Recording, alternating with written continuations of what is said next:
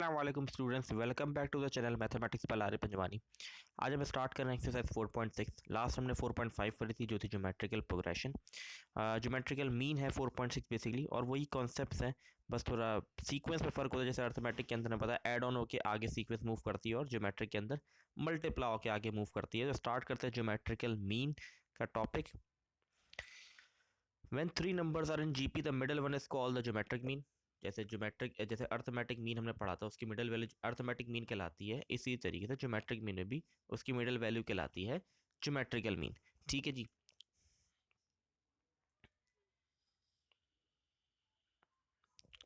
तो स्टार्ट करते हैं क्वेश्चन नंबर 1 से हम।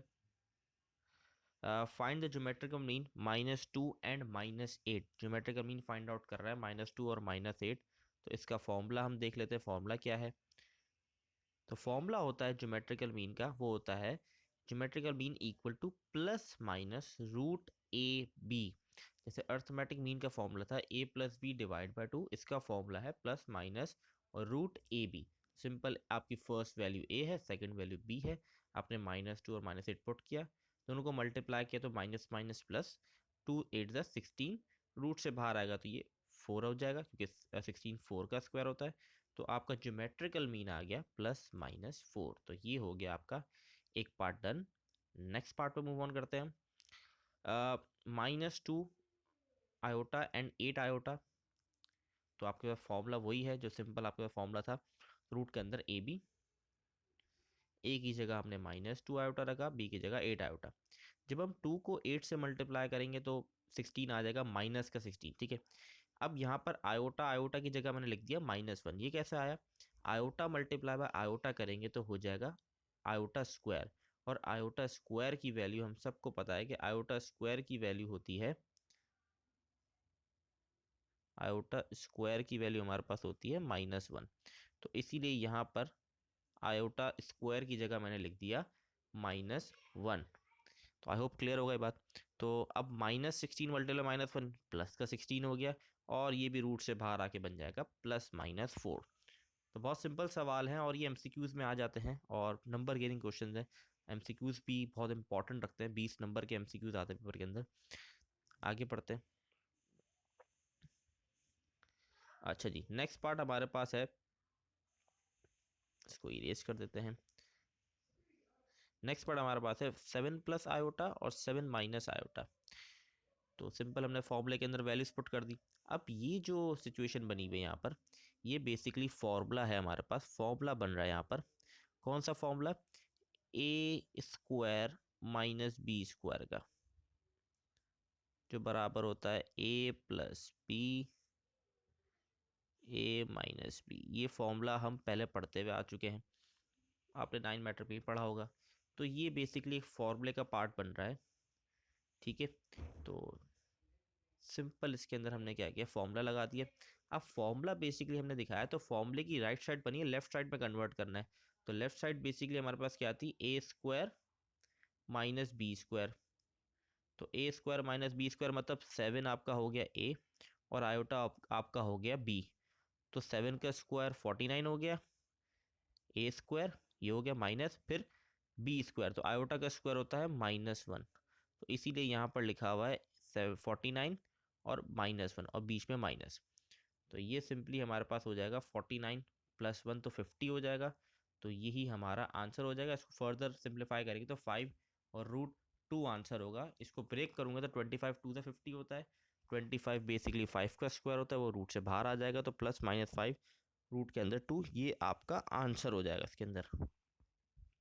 चलो जी, आगे बढ़ते हैं। तो ये थे हमारे पास क्वेश्चन, आई होप क्लियर होंगे, बड़ा आसान सवाल थे ये। नेक्स्ट क्वेश्चन पे मूव करते हैं। Insert 2 geometrical mean between 3 and 81। ये ऐसा सवाल हम कर चुके हैं अर्थमेटिक के अंदर। मैं ये कह रहा हूँ कॉन्सेप्ट सारा वही है, बस सीक्वेंस चेंज हो गया, फॉर्मूले थोड़े चेंज है, लेकिन कॉन्सेप्ट उसी से ही लेकर आया है। तो सबसे पहले हमने एक सीक्वेंस बना दी, इसके अंदर 3 G1 G2 एंड 81। इन दोनों के दरमियान हमें 2 ज्योमेट्रिकल मीन निकाल के दिखाना है। तो सबसे पहले फॉर्मूला हमारे पास होता है जो हमने 4.5 के अंदर पढ़ा है, AN = AR r⁻n−1। तो AN का मतलब है हमारी लास्ट टर्म है हमारी, तो 81 आ गया लास्ट टर्म। ए हमारी फर्स्ट वैल्यू होती है, तो ए की जगह 3 आ गया, और आर के ऊपर था n-1। यहाँ पे चार सीक्वेंस के अंदर चार टर्म्स हैं, इसलिए n की जगह 4 लिख देंगे। तो 3 को वहाँ जाके डिवाइड करवा दिया, 81 डिवाइड बाई 3 27 आ गया। 27 27 तो हमारे पास आ गया 27 इक्वल टू आर क्यूब। हमने क्यूब ऑन बोथ साइड किया तो रूट से बाहर आके बन गया आर इक्वल टू 3, क्योंकि 27 होता है 3 का क्यूब। तो आर की वैल्यू आ गई। अब आपने बिटवीन वैल्यूज कैसे निकालने, उसका तरीकेकार ये है, G1 equal to A R. A की वैल्यू आपके पास 3 है फर्स्ट टर्म, और आर आप निकाल चुके 3, तो 3 3 9 हो गया। अब G2 निकालना है तो आपने G1 को मल्टीप्लाई करना पड़ेगा आर से। G1 की वैल्यू ऑलरेडी आपके पास मौजूद है, G1 की वैल्यू आप ऑलरेडी आपके मौजूद है, वो है 9।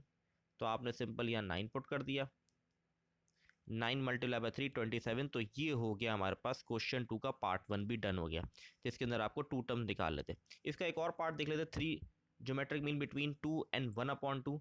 तो आपके पास 2 आए, 3 आए, 4 आए, आपके जितने भी आए, आपको अगर कॉन्सेप्ट क्लियर है तो आप आगे वाले पार्ट्स खुद भी कर सकते हैं। तो सिंपल हमने सबसे पहले ये सीक्वेंस बना दी, 2 G1 G2 G3 1/2। हमने सबसे पहले फॉर्मूला पुट किया, an की जगह 1/2 रख दिया, और a की जगह 2, और r के ऊपर पावर आ गई 5 - 1, क्योंकि यहाँ 5 टर्म्स हैं। तो 5 - 1 किया 4 हो गया, और ये जो 2 है, ये 2 को वहाँ जाके मल्टीप्लाई करवा दिया, तो ये बेसिकली 1/4 हो गया, क्योंकि ये 2 वहाँ जाके नीचे 2 से डिवाइड मल्टीप्लाई हो जाएगा। तो 1/4 इक्वल टू R4। अब यहाँ पर कुछ स्टेप समझने वाले हैं। यहाँ पर बेसिकली r की वैल्यू मैंने रूट ऑन बोथ साइड किया, r की वैल्यू 1/2 आई, 1/√2 आई भी है, ठीक है। अगर आप कैलकुलेटर में सॉल्व करेंगे तो आपके पास आ रहा होगा 0.707।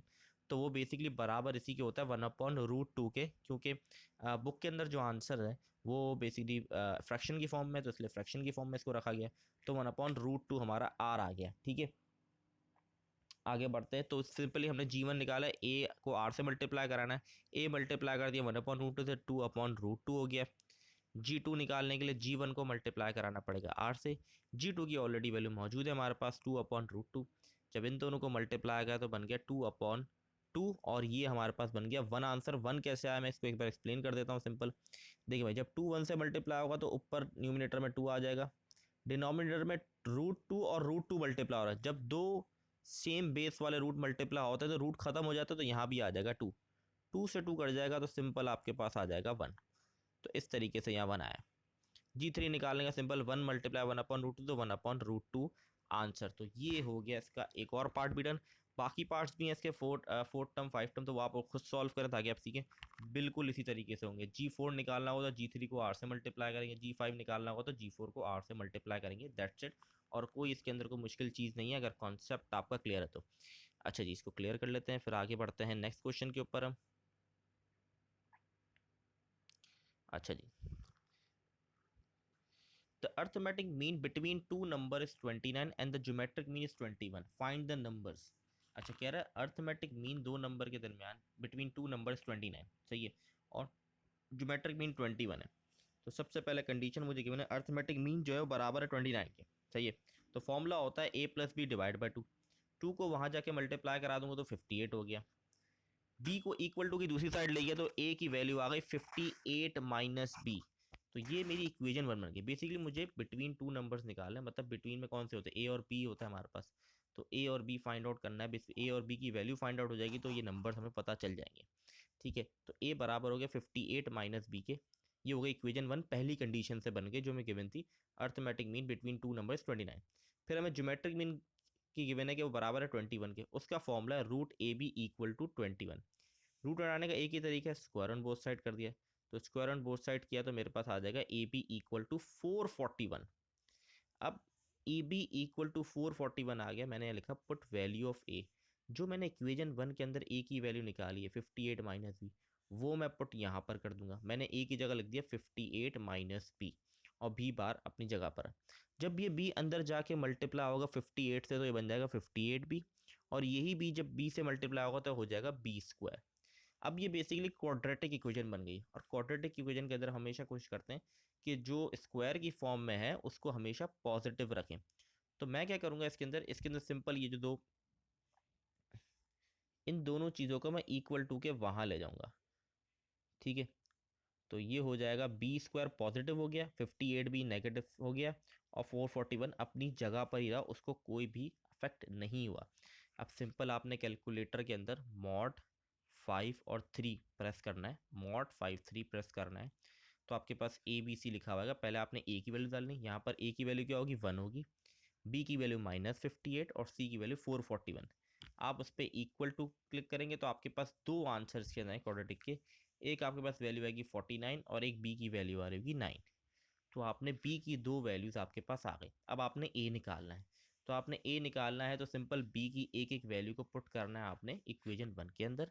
तो इक्वेशन 1 के अंदर मैं पुट किया 58 माइनस 49 किया तो 9 आ गया। इसी तरीके से जब मैं 9 पुट करूंगा तो 58 माइनस 9 किया तो हमारे पास आ गया 49। तो ये हो गया हमारा सवाल डन। तो ये था आज का हमारा लेक्चर जिसके अंदर शुरू के 3 सवाल सॉल्व किए। तो आई होप क्लियर होंगे, बहुत आसान था। बेसिक कॉन्सेप्ट अगर आपके ज्योमेट्री के क्लियर हैं और आपने अर्थमेटिक मीन की प्रैक्टिस भी की हुई है तो बहुत आसान है। इंशाल्लाह नेक्स्ट वीडियो के अंदर हम आगे इसको फर्दर कंटिन्यू करके इसको वाइंड अप करेंगे। तब तक के लिए अल्लाह हाफिज़।